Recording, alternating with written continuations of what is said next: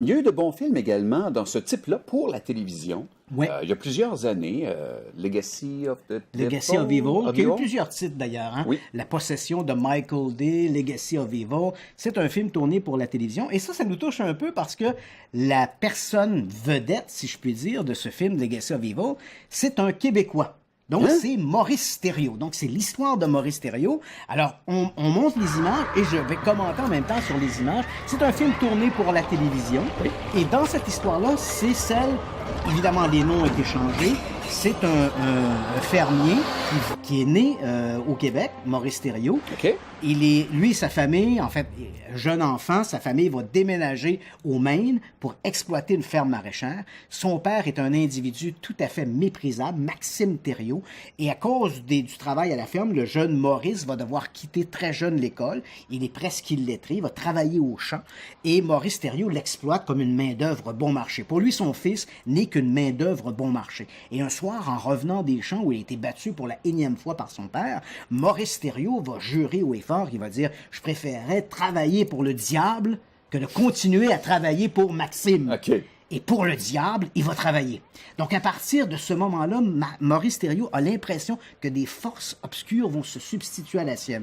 À l'âge de 21 ans, il va quitter la ferme familiale pour ne jamais revenir. Ensuite, il va essayer de fonder une famille. Là, on voit un peu des images, des phénomènes, malgré qu'il rencontre des femmes, des phénomènes mystérieux se passent autour de lui. Parfois, il entre dans des états de transe, des forces obscures prennent possession de sa voiture, des lettres vont apparaître sur son corps, laissant croire à une sorte de possession diabolique. Et encore une fois, c'est là que les Warren interviennent. Donc, lorsque le couple Maurice Thériault et son épouse sont aux prises avec ces manifestations extraordinaires, ils ne savent plus vers qui se tourner. Ils vont en parler à leur confesseur. On se trouve à ce moment-là à Monroe, si ma mémoire est bonne. Et là, on va contacter, on va en parler à leur confesseur, le prêtre, le père Bauer, qui va contacter, lui, les Warren, parce qu'il a lu des trucs à leur propos dans la presse. Il va les contacter, il va dire, j'ai un couple ici de fermiers qui exploitent une ferme maraîchère, Maurice Thériault et son épouse, et des phénomènes mystérieux se produisent dans leur appartement. Alors là, les Warren vont débarquer chez Maurice Thériault, ils vont conclure évidemment qu'il s'agit du diable, et ils vont éventuellement procéder à une séance d'exorcisme pour exorciser Maurice Thériault de ces forces obscures qui le hantent. Ce qui est assez intéressant dans l'affaire de Maurice Thériault, c'est qu'il y aura une suite un peu désastreuse à cette histoire-là. Donc, Maurice Thériault, la séance d'exorcisme va se produire en 1985. Et après ça, donc, là, on voit d'ailleurs cette séance d'exorcisme, les phénomènes qui se passent. Et éventuellement, donc, après cette séance d'exorcisme, apparemment, Maurice Thériault va retrouver une certaine quiétude. Mais cette quiétude sera éventuellement de courte durée parce qu'au début des années 90, le couple Thériault s'est divorcé. Et, les noms n'ont pas été changés, là. C'est vraiment les Thériault. Non, les Thériault. Dans le film, les noms ont été changés. Okay. On s'est inspiré de cette histoire. Okay, d'accord. Et au début des années 90, donc Maurice Thériault et son épouse se sont séparés. Et Maurice Thériault, soudainement, donc après 7 ans apparemment libéré des forces diaboliques, replonge à nouveau dans un état de transe un peu mystérieuse, et là, finalement, foudrage, il s'empare d'une carabine de fort calibre, va se rendre chez son épouse, et il va tirer un coup de feu dans sa direction, il va littéralement lui arracher l'avant-bras, et au moment où il se prépare à tirer une deuxième fois, une de ses filles est sur place, une des filles de Maurice Thériault, et là, pendant un court moment, on a l'impression qu'il retrouve ses esprits, il va regarder sa fille, et j'ai rencontré tous ces gens-là, j'ai rencontré la fille de Maurice Thériault, et elle me racontait cette histoire-là avec on le comprend, avec énormément d'émotion. Elle me dit, mon père me regardait à ce moment-là, il s'est agenouillé, a pris la carabine, il l'a placée dans sa bouche, et il a dit, en s'adressant à son épouse, à qui il venait pratiquement d'arracher le bras, il lui a dit, rappelle-toi de ceci, et il a appuyé sur la détente, et merci, bonsoir. Donc, Maurice Thériault s'est fait sauter la tête. Cette histoire-là a fait l'objet d'un ouvrage que j'ai ici, Satan Harvest, qui raconte l'histoire de Maurice Thériault. Encore une fois, les Warren sont impliqués comme étant les enquêteurs principaux. Cette histoire-là, Satan Harvest, a été, comme on vient de le voir, adapté dans un film pour la télévision. Les noms ont été changés, mais on a quand même respecté à peu près, le grosso modo, les éléments de l'histoire, qui donne un très bon film pour la télévision. C'est un bon film de possession diabolique, mais encore une fois, il faut toujours retenir qu'on est en présence des Warren et qui, eux, voient le diable à peu près partout. C'est ça qu'on se disait. Ça reste que ce sont d'excellents d'excellents scénaristes, même s'ils sont un peu Absolument. menteurs, Parce falsificateurs. que dans le cas, par exemple, de Maurice Thériault, évidemment, si on reprend tout le contexte de l'histoire, il est fort probable que si Maurice Thériault avait rencontré des psychologues ou des psychiatres, probablement qu'on aurait diagnostiqué des problèmes mentaux avant de conclure une possession diabolique, mais les Warren ont joué là, ont fait le rôle. Les forces obscures vont se substituer à la sienne. À l'âge de 21 ans, il va quitter la ferme familiale pour ne jamais revenir. Ensuite, il va essayer de fonder une famille. Et là, on voit un peu des images, des phénomènes, malgré qu'il rencontre des femmes, des phénomènes mystérieux se passent autour de lui. Parfois, il entre dans des états de transe, des forces obscures prennent possession de sa voiture, des lettres vont apparaître sur son corps, laissant croire à une sorte de possession diabolique. Et encore une fois, c'est là que les Warren interviennent. Donc, lorsque le couple Maurice Thériault et son épouse sont aux prises avec ces manifestations extraordinaires, ils ne savent plus vers qui se tourner. Ils vont en parler à leur confesseur. On se trouve à ce moment-là à Monroe, si ma mémoire est bonne.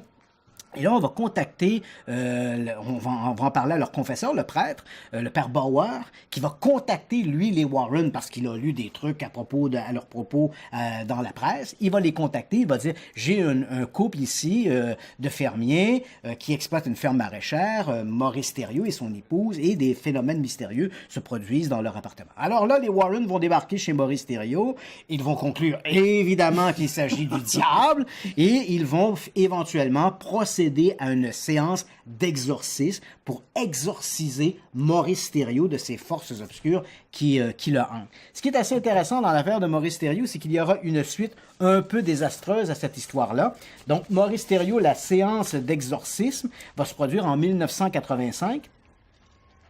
Et après ça, donc, là, on voit d'ailleurs cette séance d'exorcisme, les phénomènes qui se passent.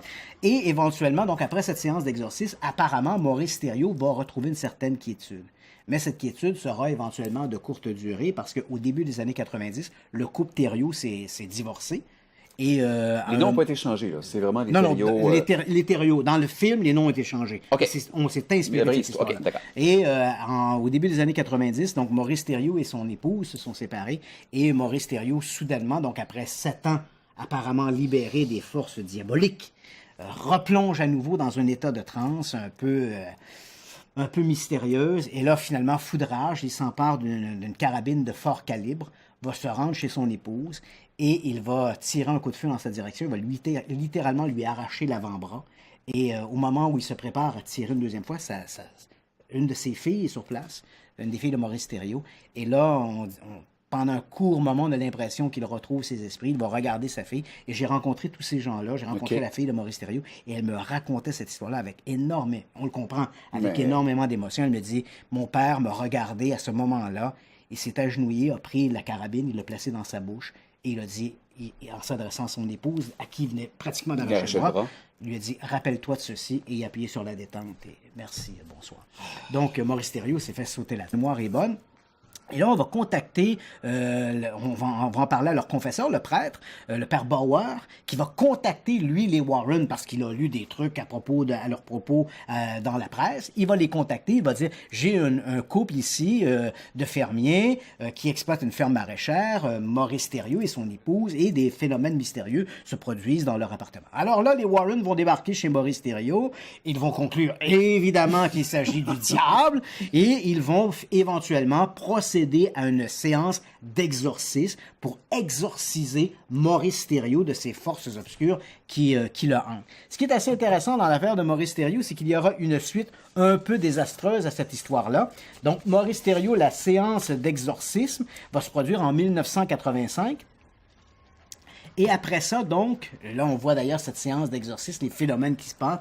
Et éventuellement, donc, après cette séance d'exorcisme, apparemment, Maurice Thériault va retrouver une certaine quiétude. Mais cette quiétude sera éventuellement de courte durée parce qu'au début des années 90, le couple Thériault s'est divorcé. Et, les noms n'ont pas été changés, là. C'est vraiment les Thériault. Non, les Thériault. Dans le film, les noms ont été changés. Okay. On s'est inspiré de cette histoire. Okay, et au début des années 90, donc Maurice Thériault et son épouse se sont séparés.